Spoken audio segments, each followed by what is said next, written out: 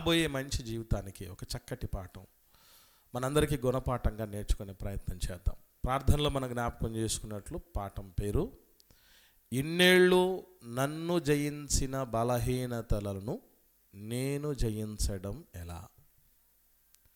ఇన్నేళ్ళు నన్ను జయించిన బలహీనతలను నేను జయించటం ఎలా. ఇక్కడ మనం గుర్తుంచుకోవాల్సిన ఒక ప్రధానమైన గొప్ప విషయం ఏంటంటే ప్రియులారా, మనలో బలహీనతలు ఉన్నాయి అని గుర్తించటం మనిషి జీవితంలో మొట్టమొదటి విజయం. మళ్ళీ చెప్తున్నా, మనుషులంగా మనలో కొన్ని బలహీనతలు ఉన్నాయని గుర్తించటం అన్నది మొట్టమొదటి విజయానికి తొలిమెట్టు అని చెప్పచ్చు. ఎందుకు అనంటే, సర్వసాధారణంగా మానవ నైజం ఎలా ఉంటుందంటే, ఎదుటివారి బలహీనతల్ని కనిపెట్టే పరిస్థితుల్లో ఆ బలహీనతలను బట్టి వాళ్ళని కించపరిచే పనిలో, అవమానపరిచే పనిలో, విమర్శించే పనిలో మనం అందరం ఉంటాం. ఎవరెవరు ఎక్కడెక్కడ ఏ విషయాల్లో బలహీనతలు కలిగి ఉన్నారా ఆ బలహీనతల్ని వాళ్ళకి చూపెట్టి వాళ్ళ ద్వారా సొమ్ము చేసుకోవటం ఎంతోమంది మనం చూస్తున్నాం. ఇది నీ బలహీనత, ఇది పెద్దవాళ్ళకి చెప్తాను, మీకు సంబంధించినటువంటి వాళ్ళకి చెప్తాను, తద్వారా నీకు మరింత నష్టం చేకూరుతుంది. ఆ నష్టం చేకూరకుండా ఉండాలంటే నాకు నువ్వు కొంచెం చూసుకోవాల్సింది, చేయాల్సింది, పరిహారంగా నాకు ఇవ్వాల్సింది అని బ్లాక్మెయిల్ చేసేవాళ్ళు ఎక్కువ మంది ఉంటారు. మనిషి బలహీనతలు, ఎదుటివాడి బలహీనతలను తెలుసుకోవాలనే ఉత్సుకత చాలామందికి ఉంటుంది. ఉదాహరణకు మీరు గమనించగలిగితే, ఏ దైవజనుడి గురించి కానీ, లేదా మనకు బాగా ఇష్టపడేటువంటి ఒక వ్యక్తి గురించి కానీ, ఇతని పాప జీవితం, ఇతని చీకటి కోణం, లేదంటే అతని యొక్క పాప జీవితం మీకు తెలుసా అన్నటువంటి రీతికి ఎవడన్నా వీడియో పెట్టారనుకోండి, అది లక్షల మంది, కోట్ల మంది చూస్తారు. ఎందుకంటే అది తెలుసుకోవాలన్న ఉత్సుకత మనకు ఉంటుంది. తెలుసుకున్న తర్వాత ఏం చేస్తామంటే వాళ్ళ మీద ద్వేషం పెట్టుకోవటమా, లేకపోతే వాళ్ళ గురించి ఇంకా పని కట్టుకుని 10 మందికి చెప్పటమా, ఇదే పని. సో దీన్ని బట్టి మనం గమనించగలిగితే గుర్తుపెట్టుకోవాల్సిన ప్రధానమైన విషయం ఏంటంటే, మనలో బలహీనతలు ఏమున్నాయి అన్నటువంటి రీతిగా మనల్ని మనం ఆత్మ పరిశీలన చేసుకోగలగాలి. దాన్ని ఇంట్రాస్పెక్షన్ అంటారు, అంత పరిశీలన. మనల్ని మనం విమర్శించుకునే స్థితికి, మన బలహీనతలు మనం గుర్తించేటటువంటి స్థితికి ఎప్పుడైతే మనిషి ఎదుగుతాడో, అప్పుడు మిగతా వాటి గురించి పెద్దగా ఎవరు ఆలోచన చేయరండి.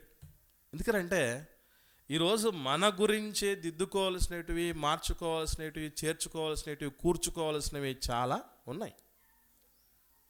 మనకు టైం ఎక్కడిది అనే పరిస్థితికి వస్తుంది ఒకరి గురించి ఆలోచించడానికి. మొట్టమొదటి విషయం ఏంటంటే, బలహీనతలు సర్వసాధారణంగా మన జీవితాలని బాధిస్తూ ఉంటాయి. అది విశ్వాస అవిశ్వాస అన్నటువంటి దానికి ఏం మినహాయింపు లేదు. No more exemption. ప్రతి ఒక్కరూ ఏవో కొన్ని బలహీనతల చేత, అది ఈవెన్ ఎట్లాంటి బలహీనతలు ఉంటాయంటే పక్కోడుకు చెప్పుకోలేము, ఎదుటోళ్ళు కూడా చెప్పుకోలేనటువంటి పరిస్థితుల్లో ఉన్న బలహీనతలు కొన్ని ఉంటాయి. అటువంటి బలహీనతలు మనల్ని ఏం చేస్తాయంటే, మన భవిష్యత్తును అంధకారంలో పడేస్తాయి. విజయం తాలూకు ఫలాలను రుచి చూడనీయకుండా చేస్తాయి. బలహీనతలకు ఉన్నటువంటి బలం అది. మానవులంగా బలహీనతల్లో మనం ఎప్పుడైతే చిక్కుబడతామో వాటి ద్వారా వచ్చిన బలం, వాటి బలం ఎలా ఉంటుందంటే, మనం న్యాయబద్ధంగా పొందుకోవలసిన ఫలాలను కూడా పొందుకోనీయకుండా చేస్తారు. చిన్న ఎగ్జాంపుల్ మీకు చెప్తాను. ఒక వ్యక్తి ఉన్నాడు, మాకు తెలిసినటువంటి ఆత్మీయ సోదరుడు. అతను అద్భుతమైనటువంటి డ్రాఫ్ట్స్మన్. అంటే సర్వీస్ రిజిస్టర్లు అనేటివి కూడా అతనే రాస్తాడు. ఇంగ్లీష్లో అందరి సర్వీస్ రిజిస్టర్లు చక్కగా రాయగలడు, లెటర్ రాయగలడు, ఇన్విటేషన్ రాయగలడు. ఇంగ్లీష్లో మంచి నాలెడ్జ్ ఉన్నటువంటి వ్యక్తి, గ్రామటికల్ నాలెడ్జ్ ఉంది, చాలా చాలా బాగా చదువుకున్నాడు, పెద్ద చదువుకున్నాడు. ఇంగ్లీష్ లిటరేచర్లో పీజీ స్థాయికి వెళ్ళిపోయి PhD కూడా చేసినటువంటి వ్యక్తి. ఒక UDC, అప్పర్ డివిజనల్ క్లర్క్. కానీ అతనికి ఒక బలహీనత ఉంది. అదేంటంటే మందు తాగుతాడు. మందు తాగి ఎన్నోసార్లు సస్పెండ్ అవ్వటం అనేది జరిగింది. ఈయన మందు తాగటం, విధులు సక్రమంగా నిర్వర్తించలేకపోవటం, ఆఫీసర్లను రెక్లెస్గా మాట్లాడటం, సాటి ఉద్యోగస్తులందరినీ కలవరపరచటం, అనుకున్న సమయానికి పనులన్నీ చేయలేకపోవటం. పనొచ్చు, పనోడే, పనిమంతుడే, పనిలోకి దిగాడంటే అతనిలాగా ఎవడు చేయడు. కానీ తన బలహీనత ఏం చేసిందనంటే తను గౌరవప్రదంగా, ఇంకా చెప్పాలంటే ఒక స్థాయిలో ఒక స్టేటస్ కలిగి తన జీతం తాను తీసుకొని పిల్లా పాపలతో చల్లగా ఉండాల్సినోడు సస్పెండ్ అయి తాగుబోతులాగా లోకంలో తిరుగుతూ దారుణమైన స్థితిలో ఉన్నాడు. అంటే మనల్ని కూడా అప్పుడప్పుడు కొందరు మాట్లాడుతూ ఏమంటారంటే, మా ఆయన మంచోడే కానీ, మా ఆవిడ మంచిదే కానీ, మా బ్రదరు మంచోడే కానీ అంటే నెక్స్ట్ ఏమొస్తుంది, దేని గురించి చెప్పు ఉంటారంటే ఏదో బలహీనత వాళ్ళకు ఉంది అని చెప్పడానికి అది వాడిది. కాబట్టి ఇట్లాంటి ఈ బలహీనతల మీద ప్రతి సంవత్సరం మనం ఏం చేస్తామంటే ఎన్ని రకాలైనటువంటి ప్రణాళికలు రచించుకుంటామో. ఎస్పెషల్లీ డిసెంబర్ వచ్చిందనుకోండి, అప్పటిదాకా ఏ ప్లాను లేనటువంటి వాళ్ళు కూడా, ప్లాన్ అంటే తెలియని వాళ్ళు కూడా ఏం చేస్తారంటే పేపర్ పట్టుకుంటారు, పెన్ను పట్టుకుంటారు, పక్కన కూర్చుంటారు, ప్రేయర్ చేసుకుంటారు, ఎవరిని డిస్టర్బ్ చేయనీయకుండా ఉన్నటువంటి ప్రదేశానికి వెళ్తారు. నేను ఇలా ఉండకూడదు, ఇలా ఉండాలని రాసేసుకుంటారు, అన్నీ చేసుకుంటారు. ప్లాన్ పేపర్లో పక్కగా ఉంది, కానీ ఎక్కడ బొక్కబోర్ల పడతారంటే ఇంప్లిమెంటేషన్లో. డైరీ రాసే అలవాటు కొంతమందికి ఉంటుంది. డైరీలో బీభత్సంగా రాసుకుంటారు. నిజంగా వాళ్ళు రాసుకున్నారని చూస్తే వామ్మో ఎన్ని రకాలైనటువంటి కమిట్మెంట్లు ఉన్నాయిరా వీళ్ళకి, ఎంత టెంపర్ ఉందిరా, ఎంత తపన ఉందిరా, ఎంత తృష్ణ ఉందిరా అని అనిపిస్తుంది. కానీ మనం అందరం ఎట్లా తయారవుతున్నామంటే, మనకు అపొస్తలుల కార్యం 17వ అధ్యాయంలో ఏథెన్స్ వార్ల గురించి ఒక మాట ఉంది. ఏమిటది మనకు అందరూ బాగా తెలుసు. ఏథెన్స్లో ఉన్నవారందరూ, అక్కడున్న పరజనులు ఏదో ఒక కొత్త సంగతులు చెప్పుటయందు వినుటయందు మాత్రమే ఆసక్తి కలిగిన వారు అని. మనం కూడా ఎక్కడ ఉంటామంటే ఏవో కొత్త ఆలోచనలు, వరవడులు, తీర్మానాలు అవన్నీ పేపర్ మీద మాత్రమే గట్టిగా పెడతాం. మెసేజ్ మాత్రం గట్టిగా చెప్తాడు సేవకుడు, మెసేజ్ మాత్రం గట్టిగా వింటాం వినేవాళ్ళం. కానీ ఆ తదుపరి ఏం మార్పు ఉండదు. 2023 అలాగో, 24 అలాగే సచ్చింది, 25 కూడా అలాగే ఉండబోతుంది మనం ఇలాగే ఉంటే. కాబట్టి ఎన్నో సంవత్సరాల నుంచి మనకున్నటువంటి ఒక స్వప్నం ఏమిటది, తీరని ఒక కళ ఏమిటంటే ఈ అపజయాలను లేదా ఈ బలహీనతలను నేను ఇక మీదట నుంచి అధిగమించాలి, ఈ తప్పిదాలు జరిగాయి వాటిని నేను ఎలాగైనా బయటపడాలి అన్నటువంటి ఆలోచన చేస్తాం, ఏదైతే రాసుకుంటాం. కానీ ఈ సంవత్సరానికి దేవుడు సూచించిన రూట్ మ్యాప్, ఇంతవరకు మనల్ని జయించిన బలహీనతలను మనము జయించడం ఎలాగో నేర్పించినటువంటి రూట్ మ్యాప్ ఒకటి ఉంది. దాన్ని ట్రై చేద్దాం గట్టిగా. అందులో ఒక 4 సోపానాలు దేవుడు చెప్పాడు. మొట్టమొదటి సోపానం ఏమిటి అని అంటే, బలహీనతల విషయంలో గుర్తుపెట్టుకోవాల్సిన మొట్టమొదటి విషయం ఏంటంటే, ఫస్ట్ ఆఫ్ ఆల్ మనలో మన మీద మనకు నమ్మకం ఉండాలి. ఏమని? అధిగమించగలను అని. మనం ఎక్కడ ఫస్ట్ దెబ్బతినడానికి అవకాశం ఉంటుంది తెలుసండి? బలహీనతల విషయంలో. నేనిక దీని నుంచి బయటపడటం కల్లా జరగని పని అని ముందే మనం ఫిక్స్ అయిపోతాం. అంటే ఇక్కడే సాతానుడు చేసే పెద్ద లాజిక్ మ్యాజిక్ ఏంటంటే, ఇప్పుడు ఒక చిన్న మాట చెప్తాను మీకు బాగా అర్థం కావటానికి. ఇస్కరియోతు యూదా మారాడా లేదా? యేసుప్రభు అప్పగించబడుట చూచినప్పుడు ఇస్కరియోతు యూదాలో మార్పు వచ్చిందా లేదండి? వచ్చింది. మరి మారు మనస్సునకు తగిన చర్య చేయలేదు, పని చేయలేదు. మారుతారు అందరం, డిసెంబర్లో మారుతాం అందరం. ఎప్పుడు మారకపోయినా డిసెంబర్లో మారుతాం, ముఖ్యంగా 31వ తారీఖు మారుతాం, ముఖ్యంగా రాత్రి 12 గంటల టైంలో మారుతాం అందరం. కానీ మరుసటి రోజు ఉదయం 10 లేదా ఆరాధన అయిపోయిన తర్వాత, దేవా నువ్వు మారని దేవుడు, నీ పిల్లలం కదా, మేము కూడా మారం అన్నట్టుకుంటాం మనం అందరం. ఫస్ట్ ఆఫ్ ఆల్ దయ్యం యేసు ప్రభు దాకా ఎందుకు రానివ్వలేదు తెలుసా? ఇస్కరియోతు యూదాని. నిన్ను యేసు ప్రభు క్షమిస్తాడని అనుకుంటున్నావా? జరగదు. పోని క్షమించిన నువ్వు మారుతావు అనుకుంటున్నావా? మారవు.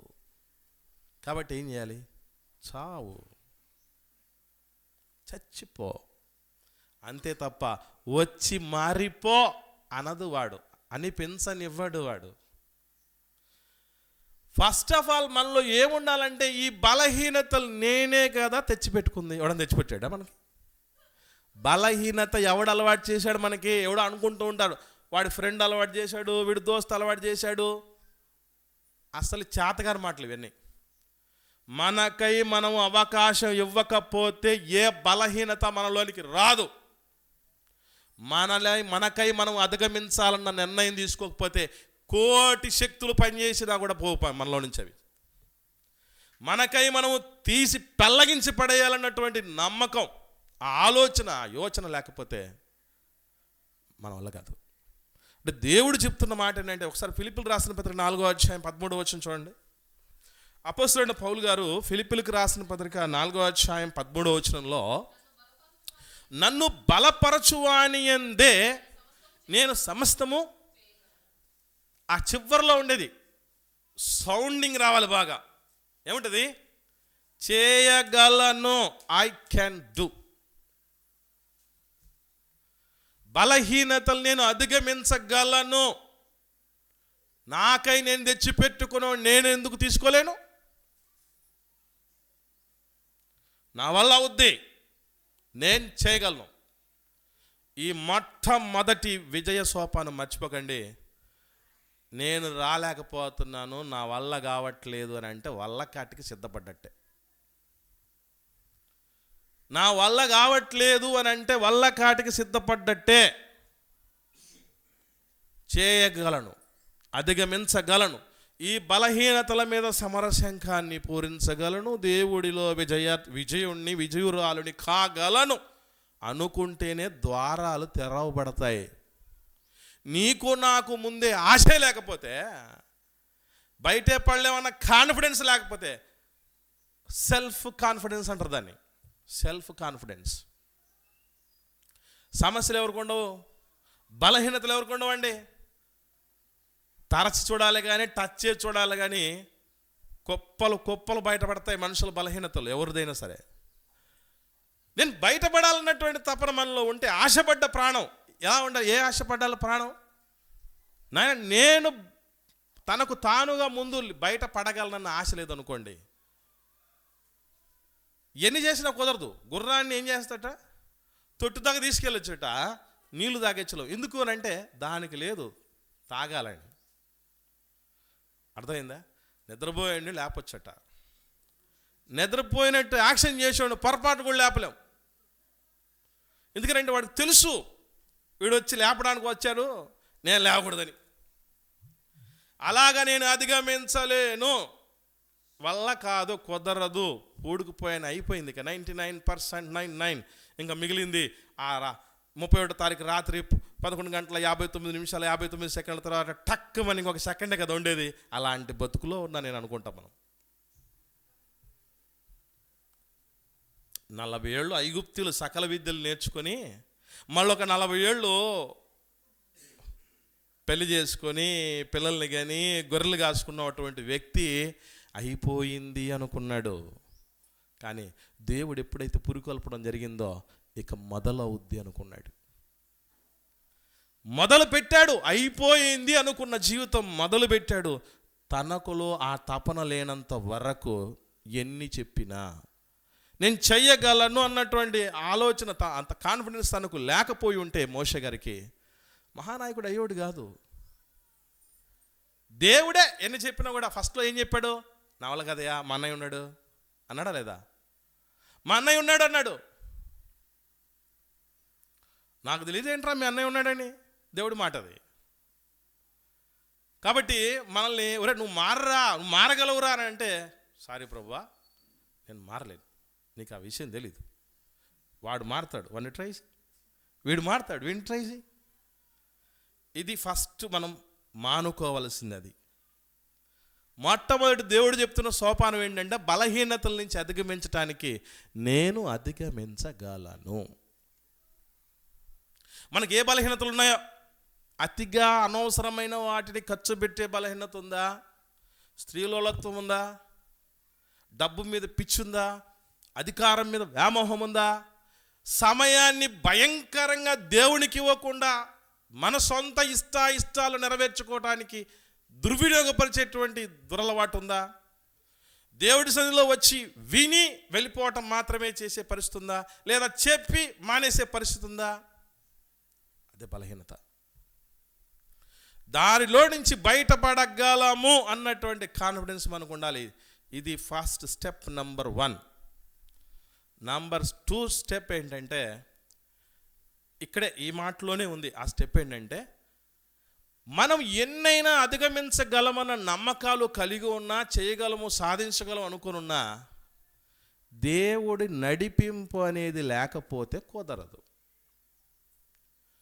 చాలా అనుకుంటూ ఉంటాం మనం, మంచివే చెడ్డవి కాదు, నేను చెప్తున్నా మంచివే చెడ్డవి కాదు. ఇప్పుడు చిన్న ఎగ్జాంపుల్ చెప్తాను. వాక్యము ప్రకటించేది దేవుడి చిత్తమా కాదా? చెప్పండి, దేవుడి చిత్తమా కాదండి? సువార్త ప్రకటించడం దేవుడి చిత్తమా కాదా? ఆ విషయంలో కూడా కొన్ని సందర్భాల్లో అపోస్తలులు ఆటంకపరచబడ్డారు. అవునా కాదా?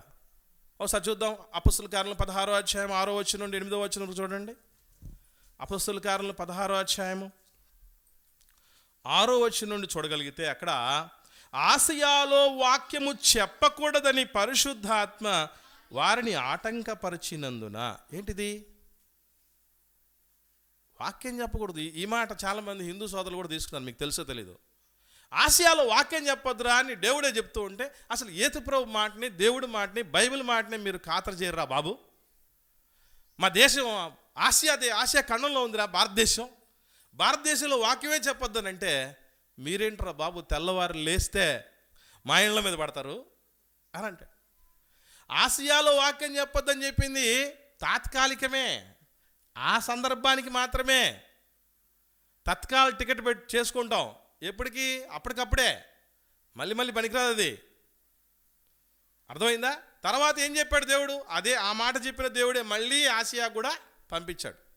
ప్రస్తుతానికి అక్కడ ఉన్నటువంటి అననుకూలతను బట్టి, ప్రతికూలతలను బట్టి, ఇరుకులను బట్టి, ఇబ్బందులను బట్టి దేవుడు అక్కడ వద్దన్నాడు. అంటే ఇక్కడ మీ మాటలు మీకు ఎందుకు చెప్తున్నానంటే, ముందు దేవుడి నడిపింపు అనేటటువంటి దాని మీద మనం ఫోకస్ చేయాలి. ఇప్పుడు నడిపింపు ఎట్లా తెలుసుకోవాలి? పాటలు అయితే ఉన్నాయి. ఏమని? నడిపించు నానావా నడి సందరం ఉన్న దేవా అని పాటలు అయితే ఉన్నాయి. నడిపింపు ఎట్లా తెలుసుకోవాలి? దేవుడు నడిపింపు ఉన్నోళ్ళమా కాదా? మన బలహీనతలు అధిగమించాలంటే గుర్తుపెట్టుకోండి, మనల్ని మనం నడిపించుకునే స్థితిలోకి వెళ్ళకూడదు. అది విషయం ఇక్కడ. దేవుడి నడిపింపు ఎలా ఉండదంటే, దేవుడు ఒక సంఘాన్ని, సహవాసాన్ని ఏర్పాటు చేశాడు. దాంట్లో కొన్ని నియమాలని ఏర్పాటు చేశాడు. నియమానుసారంగా వెళ్ళటమే దేవుడి నడిపింపు. అంటే దేవుడు ఏదైతే కొత్త నిబంధన చట్టం అనేది ఇచ్చాడో, ఆ చట్టములో ఎన్ని బాధ్యతలు ఉన్నాయో చూసారా? మనం ఇంతకుముందు చూసాం, రోమిలు రాసిన పత్రిక 12వ అధ్యాయంలో బాధ్యతలన్నీ ఉన్నాయి. నడిపింపులు అంటే మీకు రకరకాలుగా వేరే విధంగా అనుకోదు. ఎవరన్నా మరి స్వప్నంలో దేవుడు కనపడేమన్నా చెప్తాడా అనేది కాదు. చూడండి ఇక్కడ ఎట్లా ఉంటాయంటే, 6వ వచనం నుండి 12వ అధ్యాయం రోమిలు రాసిన పత్రిక 6వ వచనం నుండి, మనకు అనుగ్రహించబడిన కృప చొప్పున వేరు కృపావలను కలిగిన వాళ్ళమై ఉన్నాము గనుక, ప్రవచన వరం అయితే విశ్వాస పరిమాణం చొప్పున ప్రవచింతము, పరిచర్య అయితే పరిచర్యలో, బోధించేవాడైతే బోధించుట్లో, హెచ్చరించేవాడైతే హెచ్చరించుట్లో పని కలిగి ఉందము. పంచిపెట్టువాడు శుద్ధ మనసుతోనూ, పై విచారణ చేయవాడు జాగ్రత్తతోనూ, కరుణించేవాడు సంతోషముతోనూ పని జరిగించాలి. అదే నడిపింపు. అంటే సంఘములో మనకు ఏ బాధ్యతలు అయితే మనకు అప్పచెప్పబడ్డాయో, లేదా ఏ బాధ్యతలోనైతే మనం ఉన్నామో ఆ బాధ్యతల్లో పూర్తి 100% మన పర్ఫార్మెన్స్ ఇవ్వటం దేవుడి నడిపింపు. ఏ బాధ్యతలు లేవనుకోండి, గుర్తుపెట్టుకోవాల్సింది ఏంటంటే మన నడిపింపులు మనం ఉన్నాం, వేరే నడిపింపుల్లో మనం లేం అని అర్థం. లేవని చెప్పడానికి ఒక ఎగ్జాంపుల్ చెప్తాను మీకు. మనం ప్రతి వారం ఎవరెవరు నడిపిస్తారు, ఎవరు ప్రార్థన చేస్తారు, ఎవరు అధ్యక్షత వహిస్తారు, ఏ పాటలు పాడాలి, ఇవన్నీ లిస్ట్ పెడుతూ ఉన్నాం వారం వారం. ఇప్పుడు మానేసాం. ఎందుకు అనుకుంటున్నారు? ప్రారంభ ప్రార్థన చేసేవాళ్ళు శివర ప్రార్థన సమయానికి వస్తున్నారు, అధ్యక్షత వహించే వాళ్ళు ఆఖరిలో ఆమెనన్న తర్వాత వస్తున్నారు. ఇట్లాంటి పరిస్థితులు ఉన్నాయి.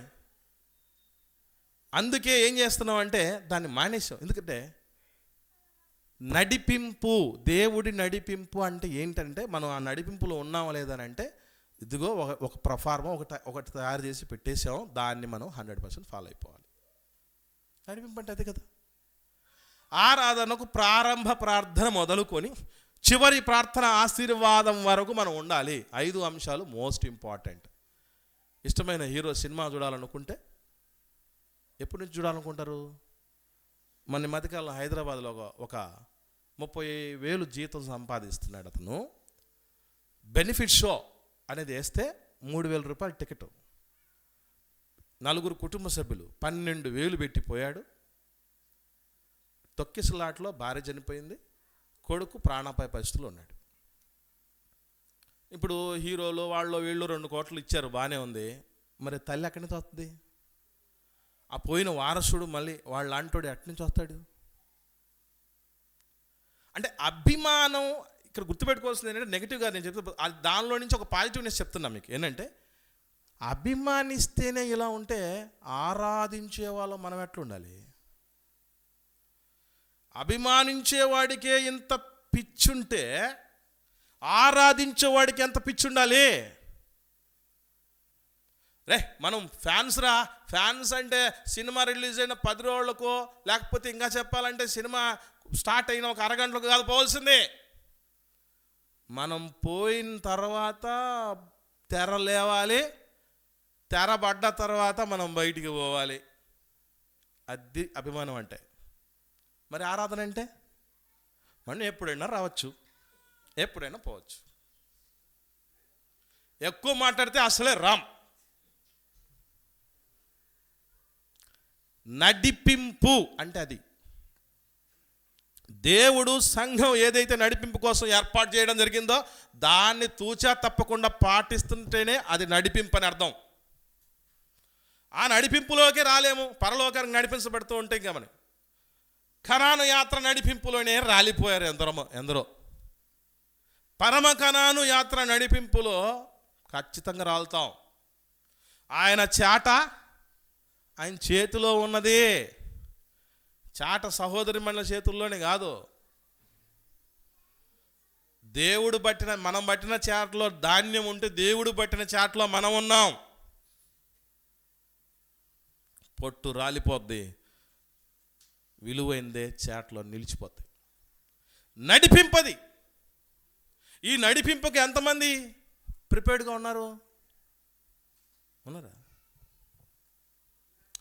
ఇది గుర్తుపెట్టుకోండి. ఒక మాట ఉంది ప్రకటన గ్రంథంలో, ఒక మాట చూద్దాం.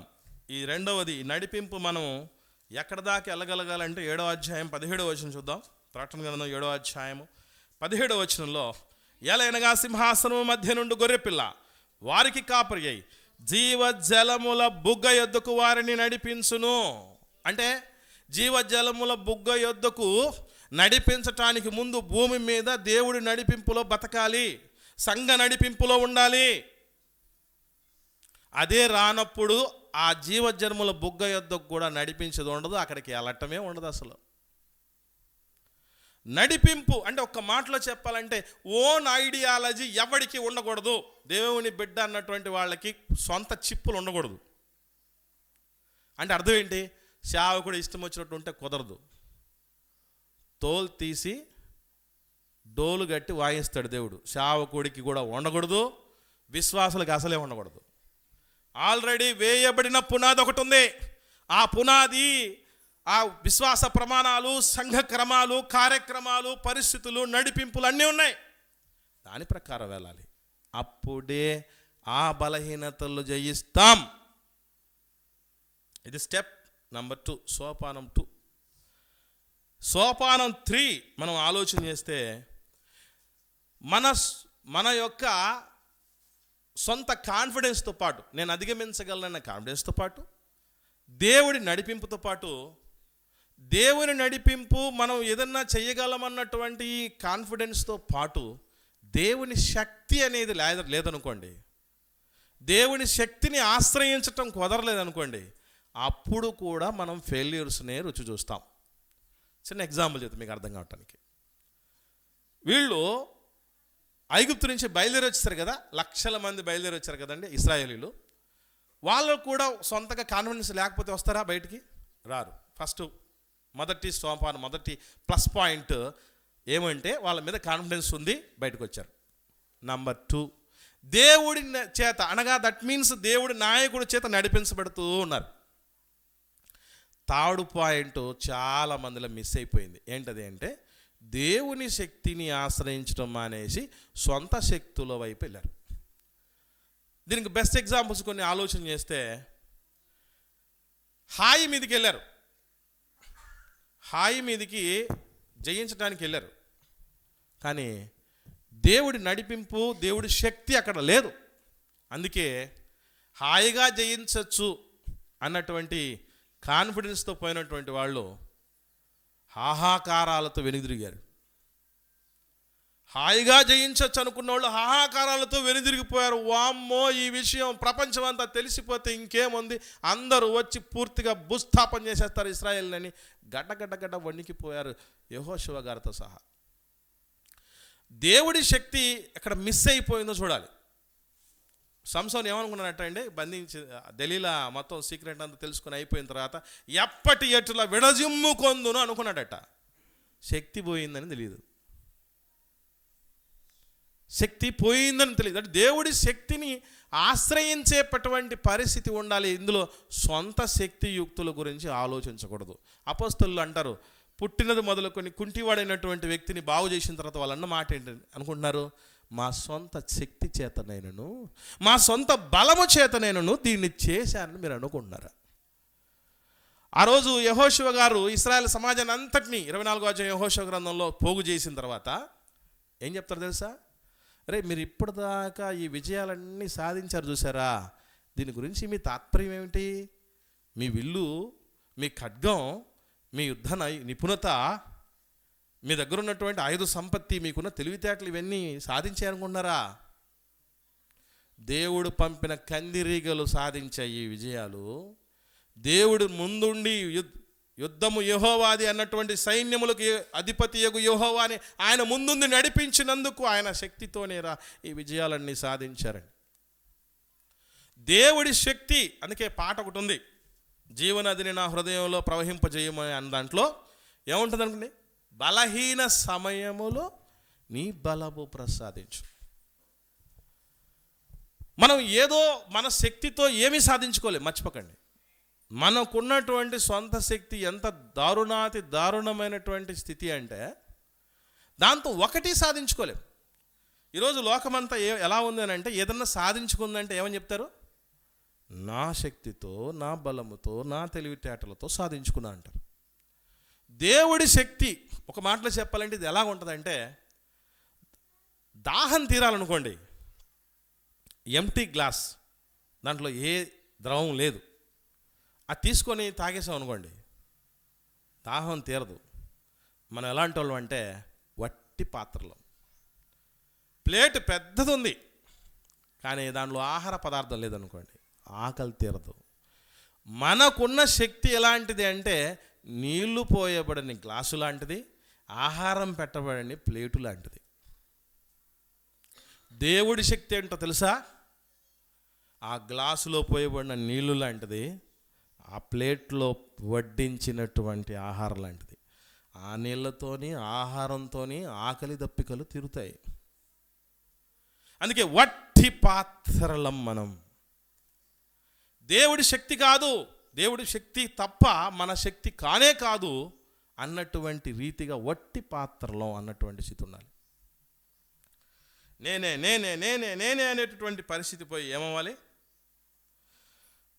దేవుడే దేవుడే. ఈరోజు బలహీనతల విషయంలో కూడా మనం గుర్తుపెట్టుకోవాల్సింది ఏంటంటే, నేను బయట పడగలను, నా దేవుడు బయట నడిపింపగలడు, దాంతోపాటు ఆయన శక్తి కూడా మనకు సొంతమవుతుంది అనేటువంటి పరిస్థితి తాత్పర్యం మనకు ఉండాలి. ఈ శక్తితోనే దేవుడు ఎన్నోసార్లు పౌలు గారు నా శరీరంలో ముళ్ళుందని ప్రార్థన చేశాడు. దేవుడు ఏం చేశాడు? అప్పుడు నేను ఇస్తాను నా శక్తిని, నా కృపనిస్తాను, నీకు కృపా సంపత్తిని, కృపాశక్తిని నీకు ఇస్తాను, నడు. వాస్తవంగా ఆయా కాలాల్లో ఉన్నటువంటి నీతిమంతులు కావచ్చు, ప్రవక్తలు కావచ్చు, అపోస్తలు కావచ్చు, వాళ్ళు అంత గొప్ప సేవ చేశారంటే ఎవరి శక్తి అది? ఎంత ఆశ్చర్యపోయారు తెలుసా అండి వాళ్ళు. మీ చుట్టుపక్కల ఉన్నటువంటి వాళ్ళు, వీళ్ళు విద్య లేని పామరులే, వీళ్ళకి ఎక్కడి నుంచి వచ్చిందిరా ఈ పాండిత్యం ఏంటి, వీటితో ఒక్క మాట ఎదురు మాట్లాడలేకపోతున్నాం, వాడు మాట్లాడింది లాజికల్గా ఉంది, స్పిరిచువల్గా ఉంది, వాడి మాటకు ఓకే చెప్పడం తప్ప వేరేది చేత కావట్లేదే, ఏమిటి వీడి పవర్? అప్పుడప్పుడు నీ నీ నీ బ్యాక్గ్రౌండ్ ఏంట్రా, నీ వెనక ఎవరున్నారా అంటుంటారే ఎవరైనా. అప్పుడు మనం గుర్తుపెట్టుకోవాల్సింది ఎప్పటికైనా ఏంటంటే, దేవుడు మన పక్షమున ఉంటాడు, ఆయన శక్తితోనే మనము చేయగలము. మనం ఏం చేయగలం? మంచి మాట ఉంది, చూద్దాం. అపోస్తలుడైన పౌలు గారు రోమీయులకు రాసిన పత్రిక 14వ అధ్యాయం 4వ వచనం. అపోస్తలుడైన పౌలు గారు రోమీయులకు రాసిన పత్రిక 14వ అధ్యాయం 4వ వచనంలో, పరుని సేవకునికి తీర్పు తీర్చుటకు నీవెవడువు? అతడు నిలిచియుండుటయేనను పడియుండుటయేనను అతని సొంత యజమానుని పనియే. అతడు నిలిచును, ప్రభువు అతనిని నిలవబెట్టుటకు శక్తిమంతుడు. ప్రభువు మనల్ని నిలబెట్టడానికి శక్తిమంతుడు. అమ్మ కడుపులో నిలబెట్టింది ఆయనే, ఈ భూమి మీద విజేతలుగా నిలబెట్టేది ఆయనే. దీపము వెలిగించిన వాడు దాన్ని దీపస్తంభము మీద నిలబెట్టేటటువంటి వాడు ఆయనే. ఆయన శక్తి గొప్పది. ఆయన పవర్ గురించి బైబిల్లో చెప్పబడిన మాట ఏంటో తెలుసా అండి? సర్వశక్తిమంతుడు. మనకు లోకంలో పవర్స్ అన్నీ ఇండివిజువల్గానే దొరుకుతాయి. ఎక్కడన్నా 2-3 పవర్స్ అన్నీ కలగలిసినటువంటి మిక్సర్ పొట్టంలాగా, లేదంటే సూపర్ మార్కెట్ లాగా కనపడిన పరిస్థితులు ఏమన్నా కొన్ని చూడగలరా మీరు? విద్యుత్ శక్తి, అయస్కాంత శక్తి, సౌరశక్తి, స్థితిశక్తి, గతిశక్తి, పవన శక్తి, ఇన్ని శక్తులన్నీ కలగలిసినటువంటి ఒక పవర్ ప్యాక్ ఎక్కడ చూసారా? ఉండదు. కానీ ఈ శక్తులన్నీ పుట్టించినటువంటి పవర్ బ్యాంక్ అంటారే, ఈ మధ్యకాలంలో వచ్చాయి. ఎక్కడ ఛార్జింగ్ పెట్టుకోవడానికి ఇబ్బంది లేకుండా మనకు పోర్టులు ట్రాన్స్పోర్ట్ చేసేటప్పుడు మనకు సెల్లుకు ఛార్జ్ అవ్వడానికి పవర్ బ్యాంక్ అని ఉంటుంది, పోర్టబుల్, ఎక్కడికైనా తీసుకెళ్ళచ్చు. దేవుడి శక్తి తరిగిపోని పవర్ బ్యాంక్తో 2-3 దానికి సెల్ ఛార్జింగ్ పెట్టారనుకోండి, ఏమవుతుంది? పవర్ బ్యాంక్ ఖాళీ అయిపోద్ది. దేవుడి దగ్గర ఉన్న పవరు ఆ బ్యాంకులో నుంచి ఖాళీ అయ్యేది ఉండదు, గుర్తుపెట్టుకోండి. కాబట్టి సర్వశక్తిమంతుడు, ఆయన శక్తితోనే అనేకమైన గొప్ప కార్యాలు చేశారు. బలహీనతలు కలిగిన వాళ్ళే అపోస్తలులేవి ఆకాశం నుంచే ఊడిపోలే, నీతిమంతులు భక్తులందరూ ఆకాశం నుంచే ఊడిపోలేదండి. కానీ దేవుడి శక్తిని ఆశ్రయించినటువంటి వాళ్ళు, దేవుడి శక్తిని ఆశ్రయించినటువంటి వాళ్ళు వాళ్ళ బలహీనతలన్నిటి కూడా పూర్తిగా రూపుమాపుకున్నటువంటి వాళ్ళు. కనుక మన మీద మనకు కాన్ఫిడెన్స్ ఉండాలి. రెండవది, దేవుడి నడిపింపును మనం కోరాలి. మూడవది, నడిపింపు మాత్రమే కాదు, నడిపించబడుతూ ఉన్నప్పుడు సొంత శక్తి, సొంత ఆలోచనలతో వచ్చిన వాళ్ళందరూ రాలిపోయారు కనాను ప్రయాణంలో. దేవుడి శక్తిని మాత్రమే ఆశ్రయించినటువంటి కొంతమంది మాత్రమే బయలుదేరి వచ్చినటువంటి వాళ్ళు 2 మాత్రమే, వాళ్ళు దేవుడి శక్తితో నడపబడ్డారు. వాళ్ళు అన్నటువంటి మాట ఏంటి? నెఫిల్లు అని మీరు చెప్పారే, కరెక్టే.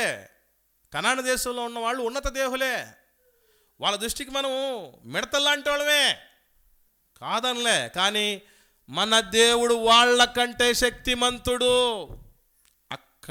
అక్కడ పడింది వాళ్ళ విజయానికి బాట. కాబట్టి దేవుడి శక్తిని ఆశ్రయించినటువంటి పరిస్థితుల్లో మనం ఉండగలిగితే మనం ఒంటరులము కాదు. ఎవడు ఉన్నా లేకున్నా కూడా నా దేవుడి శక్తి నాకున్నంత వరకు నేను విజేతని, నేను అధిగమించగలిగినటువంటి పరిస్థితులు ముందుకు సాగుతాం. ఇది 3వ సోపానం. 4వది గుర్తుపెట్టుకోండి, అదేంటంటే క్రీస్తులో బలహీనతలను అధిగమించగలగాలంటే కొత్త అనేటటువంటిది జీవితాంతం అలవరుచుకోవాలి. కొత్త అంటే ఇప్పుడు కొత్తదనం అంటే ఏదో అనుకుంటున్నారేమో ఎవరన్నా, మీకు తెలియని మనకు చేయాల్సిన విషయం ఏంటంటే కొత్తదనం అంటే, చిన్న ఎగ్జాంపుల్ చెప్తాను మీకు అర్థం కావటానికి. కడప జిల్లా హెడ్ క్వార్టర్ని ఇప్పుడు కొత్తగా చూస్తున్నాం. మనకైతే కొత్త అనిపించదు, ఎందుకంటే ఇక్కడే ఉండి ఇక్కడే పెరిగే వాళ్ళం కాబట్టి మనం ఎవరు కొత్తగా అనిపించవు. కానీ ఒక 4 ఏళ్ల క్రితం కడపను చూసి మళ్ళీ ఇప్పుడు చూశారనుకోండి, 4 ఏళ్ల క్రితం కడపను చూసిన వాళ్ళు ఇప్పుడు చూశారనుకోండి, ఏమంటారు? కడప కొత్తగా మారిపోయింది అంటారు. ఏమైంది? కడప ఎక్కడికైనా పోయిందా? వేరే ల్యాండ్ ఏమైనా వచ్చిందా? ఇక్కడికి వేరే లొకేషన్ వచ్చిందా? ఎట్లయింది కొత్తగా? అంటే కొత్తదనం అంటే అర్థం ఏంటంటే డెవలప్మెంట్. కడప ఎందుకు కొత్తగా అయింది అని అంటే అభివృద్ధి చెందింది. మనం కొత్తదాన్ని చాలా ఇష్టపడతాం. మనమే కాదు, మీకు తెలియని విషయం ఏంటంటే దేవుడికి పిచ్చ ఇష్టం కొత్తదనం అంటే. ఏకంగా దేవుడు ఏం చేస్తాడట? కొత్త ఆకాశాన్ని కొత్త భూమినే చేస్తాడట. కొత్త ఆకాశాన్ని కొత్త భూమినే చేసినటువంటి వాడు దేవుడు. కొత్త సృష్టిని చేసినటువంటి వాడు దేవుడు. నూతన హృదయాన్ని మనకి ఇచ్చినటువంటి వాడు. కొత్త నిబంధనని ఇచ్చినటువంటి వాడు దేవుడు. అంత కొత్తదనాన్ని కోరుకునేటటువంటి వాడు దేవుడు. కొత్త కార్ అంటే మనకిష్టం, కొత్త ఇల్లు అంటే మనకిష్టం, కొత్త బట్ట అంటే మనకిష్టం, కొత్తగా ఉన్నటువంటి దానికి పెయింటింగ్ వేసి సొగపులు అద్దితే మనకిష్టం, కొత్తగా మారిపోతే మనకిష్టం. కానీ కొత్త అంటే అర్థం ఏంటంటే డెవలప్మెంట్. ఆ డెవలప్మెంట్ మనలో ఎప్పుడైతే ఒక దానిలో అంటే భక్తి జీవితంలో డెవలప్మెంట్ రావటం అంటే ఎట్లా ఉంటుందంటే, ప్రార్థన చేయడం రాదనుకోండి, సంవత్సరం గడిచిపోతే ప్రార్థనలో ఏమవ్వాలి? అసలు ప్రార్థన చేయటం రాదనేది ఎవరన్నా ఉన్నారనుకోండి, అది ఖచ్చితంగా వాళ్ళ మిస్టేకే. ఎందుకు అని అంటే ప్రార్థన అంటే తండ్రితో మాట్లాడటం. మీ నాయనతో మాట్లాడటం మీకు ఎవరైనా నేర్పించారా? అయినా కూడా దేవుడితో మాట్లాడడం కనుక దేవుడు కూడా ఏం చేయమంటున్నాడు? నేర్చుకోమంటున్నాడు. నేర్పించే వాళ్ళు ఉంటారు. సమస్య ఎక్కడా? మనం నేర్చుకో. సంవత్సరాలు అలా గడిచిపోయే కొద్దీ ప్రార్థన రాదు, పాటలు పాడటం రాదు, దేవుడి సన్నిధికి రావడం రాదు రెగ్యులర్గా, ఇంకా దేవుడికి ఇవ్వటం రాదు, బాధ్యత తీసుకోవటం రాదు. ఎప్పటికీ మా పరిస్థితి ఇంతే, ఎక్కడ వేసినా గొంగలు అన్నట్టు అక్కడే ఉంటుంది. అది డెవలప్మెంట్ కాదు. ముందు చూస్తున్నటువంటి చూపులే ఉన్నాయి, ముందు ఆలోచిస్తున్నటువంటి తప్పుడు ఆలోచనలే ఉన్నాయి, ఎదుటివాడి యొక్క ఎదుగుదలను వార్చలేని పరిస్థితులే ఉన్నాయి, డబ్బు పిచ్చి ఉన్నటువంటిది అట్లాగే ఉంది, అబద్ధాల జీవితాలు అలాగే ఉన్నాయి, వేషధారణ జీవితాలు అలాగే ఉన్నాయి. కొత్తదనం లేదు. కొత్తదనం మీన్స్ వాట్ అంటే దానిలో నుంచి బయటపడి అభివృద్ధి చెందటం భక్తి జీవితంలో. రోజు బైబిల్ చదివేవాళ్ళు ఎంతమంది? ఒకసారి చేతులు ఎత్తండి. రోజు బైబిల్ చదివేవాళ్ళు. దేవుడు చూస్తున్నాడు. చూసారా, ఇక్కడ ఉన్నవంటి వాళ్ళమే తక్కువ మంది, దాంట్లో రోజు బైబిల్ చదివేవాళ్ళు ఇంకా తక్కువ మంది. సరే, చదివితే సరిపోద్దా? దాని వెనక చాలా ఉంది మళ్ళీ కదా. సరే, ఆలోచన చేద్దాం. వారానికి ఒకసారి బైబిల్ చదివే భక్తులు ఉన్నారు, నెలకు ఒకసారి చదివే వాళ్ళు ఉంటారు, 6 నెలలకు ఒకసారి చదివే వాళ్ళు ఉంటారు, సంవత్సరానికి ఒకసారి బైబిల్ తీసే మహాభక్తులు కూడా ఉంటారు. ఇది ఏమవ్వాలి? డెవలప్మెంట్, కొత్తదనం. అంటే ఇక్కడ గుర్తుపెట్టుకోండి, బలహీనతలు కావాలి అని అంటే బలములో ఎదగాలి. మన బలం ఏంటి అంటే మన భక్తి జీవితపు పునాదులే మన బలం. భక్తిలో ఎదగటమే మన బలం. అది కొత్తదనం. బైబిల్ ఎప్పుడో ఒకసారి చదివేవాళ్ళు ఇక మీదట రెగ్యులర్గా చదవగలగాలి. చర్చికి ఎప్పుడో ఒకసారి వచ్చేవాళ్ళు రెగ్యులర్గా రాగలగాలి. బాధ్యత ఎప్పుడో ఒకసారి తీసుకునేవాళ్ళు ఇక మీదట తీసుకోగలగాలి. ఎప్పుడో ఒకసారి పాడేవాళ్ళు పాడడానికి నేను ఎప్పటికీ రెడీ. సంఘంలో డెవలప్ అయినటువంటి వాళ్ళ నోట నుండి రావాల్సిన మాట ఒకటి గుర్తుపెట్టుకోండి. మీకు ఎప్పుడు అవసరం ఉంటే అప్పుడు నేను రెడీ. ఇది ఏం పని చెప్తే ఆ పని నేను రెడీ చేస్తా, సిద్ధం. దైవజనుడా నేను రెడీ, ఎనీ టైం సిద్ధంగా ఉంటాను అంటే ఫస్ట్ ఆఫ్ ఆల్ ముందు మనకు కాన్ఫిడెన్సే ఫస్ట్ రాదు. ఫస్ట్ పాయింట్ ఏంటంటే మన వల్ల వద్దా. ఈ మాట అనగానే మీ మైండ్లో ఏమొచ్చుంటుంది తెలుసా అండి? ఇది మనకు సంబంధించినది కాదు అనుకుంటాం. అసలు మనకు సంబంధించిందే కాదు అనుకున్నప్పుడు తర్వాత ఏం బల్బులు ఎలగవు. తర్వాత ముందు ఆ ఆశతో మనం ఉండగలిగితే ఎప్పుడు అందుబాటులో ఉండగలగాలి కదా అని కనీసం కొంతమన్నా ఉంటాయి. మేము 10th క్లాస్ చదివేటప్పుడు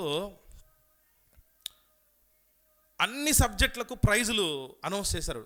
తెలుగు స్కూల్ ఫస్ట్ వచ్చినటువంటి వాళ్ళకి ఇంత ప్రైజ్ మనీ అని అన్ని సబ్జెక్టులకు ఉన్నాయి, సోషల్కి ఒక దానికి లేదు. మేడం దగ్గరికి పోయి మేము అడిగాం, ఇంటెలిజెంట్గా ఉన్నటువంటి వాళ్ళం అందరం కూడా, మేడం అన్ని సబ్జెక్టులకు ప్రైజులు మనీలు ఉన్నాయి, సోషల్కి ఒక దానికి లేదు మేడం, మీ సబ్జెక్టుకి లేదు, మీరు ఏమన్నా అనౌన్స్ చేయండి మేడం అని అంటే ఆమె ఏమన్నదంటే స్కూల్ ఫస్ట్ వస్తే ఇస్తా అనలే ఆమె, 90 మార్కులు పైన వచ్చిన వాళ్ళకి ఇస్తాను. ఎవరికైతే ఎంతమందికి అయితే వస్తాయో అంతమందికి 1116. ఇది ఎప్పటి మాట? 25 ఏళ్ల క్రితం మాట. 25 ఏళ్ల క్రితం 1116 అన్నటువంటిది ప్రైజ్ మనీ నేను ఇస్తానని చెప్పింది. ఆ ఉద్దేశం ఏంటంటే మనసులో అనుకున్నాడు, తర్వాత చెప్పింది, రివీల్ చేసింది. ఏమనంటే 90 పైన తెచ్చుకోండి అంటే కనీసం 90 దాకన్నా వస్తారని నేను చెప్పాను, కానీ 90 పైనే తెచ్చుకొని నిరూపించేశారా మీరు అన్నారు. అంటే ఈ మాట మీకు ఎందుకు చెప్తానంటే మనం ఏదో అనుకోవాలి, 100కు 100 తెచ్చుకుంటాం అనుకుంటే కనీసం 90లో కన్నా వస్తాం. అట్లా కాకుండా మనకు కూడా ఎట్లా ఉంటుందంటే మనసులో కొంతమంది ఏమంటారంటే పరలోకము దాటి గేటు లోపలికి ఒక అడుగు పెట్టినట్టు చాలు అనుకుంటాం. అట్లా అనుకుంటే అసలు కుదరదు. అట్లా అనుకుంటే అసలు కుదరదు. ఎప్పుడు ఏ కాన్ఫిడెన్స్తో ఉండాలి మనం? ఖచ్చితంగా దేవుడే కోరండి ఒక మంచి ప్లేస్మెంట్ ఇవ్వాలి. నాకు చదువులో ఉద్యోగంలో మంచి ర్యాంకు రావాలి, నేను స్టేట్ ఫస్ట్ రావాలనుకున్నాడు, జాబ్ రావడానికి అవకాశం ఉంటుంది. నా రిజర్వేషన్లో నాకు జాబ్ వచ్చినచ్చో చాలు అట్ట అనుకున్నాను కాబట్టి ఫస్ట్ టైం నేను డింకులు కొట్టా. కానీ అప్పుడే కనుక జాబ్ తెచ్చుకోనంటే ఇప్పుడు నాకు పెన్షన్ ఉండేది, టెన్షన్ లేకుండా.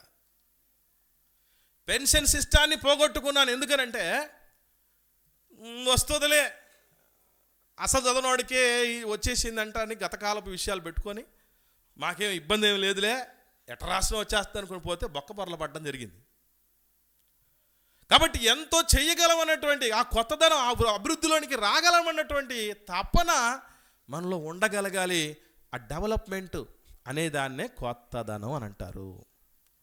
భక్తి జీవితంలో ఏ ఏ విషయాల్లో మనం ఎదగలేదో మనకు బాగా తెలుసు గతకాలంలో. నెక్స్ట్ ఏం చేయాలి? దాన్ని ఆ ఎదగలేని దానిని ఎదగాలన్న కాన్సన్ట్రేషన్ ఎప్పుడైతే పెడతామో బలహీనతలు పక్కకి వెళ్ళిపోతూ ఉంటాయి. ఎప్పుడైతే మనం ఎదుగుదల మీద దృష్టి సారిస్తామో ఆటోమేటికల్లీ బలహీనతలన్నీ నిజంగానే బలహీనమైపోతాయి. లేదు మనం దాని మీద కాకుండా మిగతా వాటి మీద పెట్టేసాం అనుకోండి, అస్సలు మనం వాటిలో నుంచి బయటపడలేం. కాబట్టి ప్రియులరా, ఒకరోజు మనం ఎలా ఉండాలంటే ఒక మాట చూద్దాం. ఫిలెమోనుకు రాసిన పత్రిక 1వ అధ్యాయం ఉంటుంది కదా, అక్కడ ఒక మాట ఉంది చూద్దాం. 11వ వచనం. అపొస్తలుడైన పౌలు గారు ఫిలెమోనుకు రాసిన పత్రిక 11వ వచనంలో రాయబడినటువంటి మాట ఏమంటున్నాడు చూడండి. అతడు అంటే ఎవరు? ఒనేసిము అనేటటువంటి ఒక దాసుడు, ఫిలెమోను దగ్గర పనిచేస్తున్నటువంటి ఒక దాసుడు ఒనేసిము అనేటటువంటి వ్యక్తి పౌలు గారు చెరసాలలో వేయబడ్డప్పుడు తను చేసిన తప్పిదానికి గాను చెరసాలకు వెళ్ళిపోయాడు పౌలు గారితో పాటు. ఒనేసిము అనేటువంటి వ్యక్తి, అతడు మునుపు అంటే మనం ఇప్పుడు సంవత్సరాలతో కొత్త సంవత్సరాలు వాటితో ఆలోచన చేస్తున్నాం కనుక మునుపు అంటే 2024లో నీకు నిష్ప్రయోజనమైన వాడే అంటే దేవుడికి అనుకుందాం కాసేపు. ఇక్కడ దేవుడికి నిష్ప్రయోజనమైన వారమే, కానీ ఇప్పుడు అంటే 2025లో నీకు నాకు ప్రయోజనకరమైన వాడు. దాన్నే డెవలప్మెంట్ అంటారు, దాన్నే కొత్తదనం అంటారు. ఒకప్పుడు దేవుడికి సంఘానికి నిష్ప్రయోజకులం అన్నటువంటి వాళ్ళం ఎలా తయారవ్వాలి తెలుసు? మనం ఒక రోజుకి మనమే ఇక్కడ మెయిన్ అన్నట్టుగా పాతుకుపోవాలి. ఎవరు అంటారే సెంటీమీటర్ స్థలం ఇస్తే కిలోమీటర్ దూసుకుపోయారని. సంఘంలో ప్రవేశమే తరువాయి, తర్వాత మనం ఎట్లాంటి ప్రావీణ్యత సంపాదించుకోగలగాలి. అదే కొత్తదనం అంటే, డెవలప్మెంటే కొత్తదనం. మరి భక్తి జీవితంలో ఏ విషయాల్లో మనం డెవలప్ అవుతున్నాం? నమ్మకత్వంలో డెవలప్ అయ్యామా? ఎన్నో చాలా ఉన్నాయి మన విషయాలు. దేనిలో మనం డెవలప్ అయ్యాము? ఆ డెవలప్మెంటే కొత్తదనం. ఒనేసిము గారి గురించి దేవుడు సాక్ష్యం ఇచ్చినట్టు, దైవజనుడు సాక్ష్యం ఇచ్చినట్లు మునుపు నిష్ప్రయోజకులైనటువంటి వాళ్ళే ఇప్పుడు మాత్రం అలాంటి పరిస్థితి కాదు. చరిత్రను తిరగరాస్తారు, రాశాడు ఒనేసిము అన్న మాట. పౌలు గారి గురించి అయితే మునుపు హింసిస్తూ ఉన్నటువంటి, నాశనము చేయిచూ వచ్చిన మతమును ఇప్పుడు ప్రకటిస్తున్నాడు పౌలు. అది డెవలప్మెంట్, అది కొత్తదనం. నూతన సృష్టి అని పౌలు గారే చెప్పారు. ఆ సృష్టి ఎట్లుంటుందో తను చూపించాడు. కాబట్టి ఈ కొత్తదనం మీద మనం ఎప్పుడైతే ఫోకస్ చేస్తామో అప్పుడు మనల్ని జయించిన బలహీనతలను మనము జయించగలం. 4 సోపానాలు ఉన్నాయి, 4 పద్ధతులు, పరిస్థితులు, నడిపింపులు ఉన్నాయి. మొట్టమొదటిది మనం అధిగమించగలము అన్నటువంటి నమ్మకం మనకు ఉండాలి. ప్లస్ దేవుడి నడిపింపు మీద మనకు గురి ఉండాలి. దేవుడి నడిపింపుతో పాటు దేవుడి శక్తి నడిపించబడుతున్నప్పుడు సొంత శక్తులు పనిచేస్తాయి. అలా కాకుండా దేవుడి శక్తిని ఆశ్రయించాల్సిన పరిస్థితి ఉంది. ఈ క్రమములోనే మనం డెవలప్ అవుతాం. దాన్నే కొత్తదనం అంటారు. ఆ కొత్తదనం ఇక్కడ గుర్తుపెట్టుకోండి, సంవత్సరం